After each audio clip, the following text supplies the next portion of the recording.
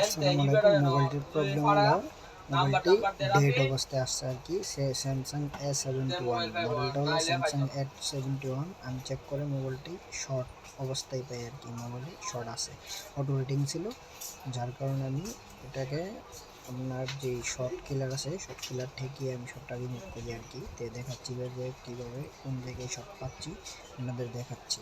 ঠিক আছে, এই যে দেখা যাচ্ছে যে দুইটা কম্পোনেন্ট, এই দুইটা কম্পোনেন্ট আমি শর্ট অবস্থায় পাই আর কি।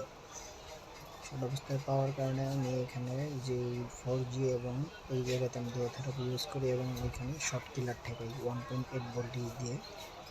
শর্ট কিলার ঠেকানোর পর দেখা যায় যে কোনো কিছু গরম হচ্ছে না, যার কারণে আমি যেই 4G যে আইসিটা আছে এটা আমি রিমুভ করে ফেলি আর কি।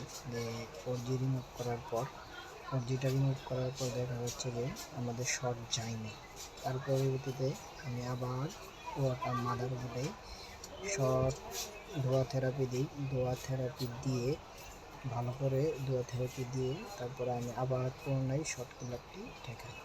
শর্ট কিলার ঠেকানোর পর দেখা যায় যে এই যে বড় কম্পোনেন্ট আছে এটা শর্ট, মানে ক্যাপাসিটারটা শর্ট আর কি। এটা রিমুভ করে করে দেখা যায় যে মাদারবোর্ডের যে শর্টটা আছে এটা চলে গেছে। যার যার ফলে আমি আবার যেই কম্পোনেন্টগুলো রিমুভ করছি সবগুলো আবার বসিয়ে সুন্দর করে বসিয়ে আবার মোবাইলটা রান করার চেষ্টা করলাম। দেখা যায় যে আলহামদুলিল্লাহ আমাদের মোবাইলটা ওপেন হয়ে গেছে আর কি। তাহলে আমরা এভাবে যদি কাজ করি অবশ্যই সফল হব। আসসালামু আলাইকুম, সবাই আমার চ্যানেলটি সাবস্ক্রাইব করে দিন।